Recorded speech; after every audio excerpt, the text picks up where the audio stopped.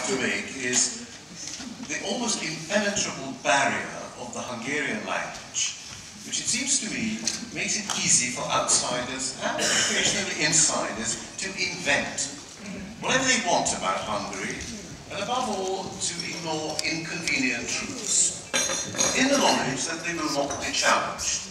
Now, I received an email this afternoon, possibly you have as well. It's from my excellent colleague and learned friend, Schöpflin, arrived in 1453, and it says about the new constitution that it constitutes a complete rupture with the prevailing constitution. I'm quoting these words. This is nonsense. It may just be Hungarian hyperbole, but I actually think it's nonsense, indeed nonsense on stilts. Magyarul címeres marhaság. There is no such thing as complete rupture for a start. Secondly, the new constitution overlaps with the previous one up to about 80–85%. So where this complete rupture comes from, I do not know, but let's write it off as Hungarian hyperbole, give it a bit of goodwill. Second point I want to make is the hurry. This has been a charge made repeatedly. Why are we in such a hurry? Well, it's actually not quite such a big hurry as it appears. And secondly, there have been very extensive consultations with stakeholders and with civil society. If you don't believe me, look at the home page of the Hungarian Parliament. It's all there. It is in Hungarian, which means, once again, those of you who don't know Hungarian can invent what they like, and it's going to happen. I know, I can see the attacks already accumulating. No consultations with civil society. It's garbage. The consultation has taken place.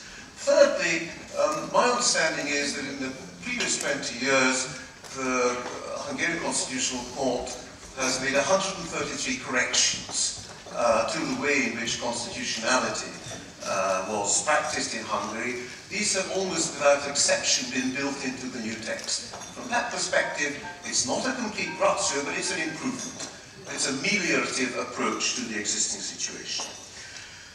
Then, let's agree to this. There is ignorance in the world. Nobody knows everything. But meanings really do change with the cultural context. The first one I want to point to is human dignity. Now, I've followed the Western press, for example, over the media law. But human dignity is something that causes considerable confusion.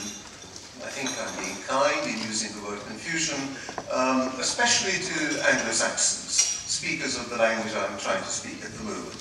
They seem to think it's something extremely foggy and vague and meaningless, and possibly a way to introduce a fascist democracy, whatever that may be. This is complete nonsense again. The Hungarian Constitutional Court, the very early date, I think it was 91, but 92, I've opened to correction, started defining the concept of human dignity, a term that's taken over from German practice anyway. And basically it is the right of the individual to be strengthened as against institutions, the right of identity, and so on. How anyone can profess to propound nonsense about a foreign country without actually knowing what's happening beggars belief. But it does happen, and it's going to happen because this kind of thing is not going to go away. More than anything else is going to happen on the next point I want to make. This is the right of the fetus, the right of the unborn child. This is there in Hungarian, and it does not mean what it means in English. I repeat, does not mean what it means in English. The right to life does not mean what it means in the United States. It does not mean a ban on abortion. Can I say this a third time? It does not mean a ban on abortion. Okay? I'll come back to this. What it means is that a fetus from the moment of conception has certain rights, as against all sorts of possibilities. Next point I want to make is referendum. Why no referendum? Well, basically because in 1994 or 1995, the then left-wing government, shall I repeat this, left-wing government took a decision with the concurrence of other political parties that in the event of a constitutional change, and that government actually did prepare a draft, there would be no need for a referendum. It was a left-wing innovation and other parties accepted it. So you can't go back on that one, but at least I suppose people can if they want to. Basically, a two-thirds majority is regarded as legitimate in the Hungarian context. I think the rest of the world should be able to accept this. The last point I want to make is about the absence of socialists and the let politics be different party, the left-wing Green Party, from the process. Now, formally, they have stayed away from the process that is taking place at this moment. They were not present in Parliament when I made a small contribution last Friday. However, they have made their ideas very clear. They have made their ideas very clear indeed as to what they want. Through the press, through various statements, there is a document circulating about this. But it seems to me that the very fact that they have so far, I put this in brackets, chosen to stay away from the parliamentary debates actually means their lack of respect for parliamentary democracy.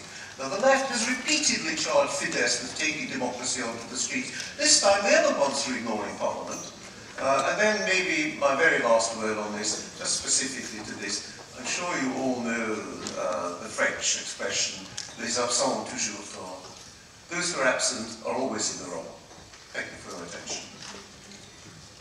Thank you very much, Georg, for these thoughts. You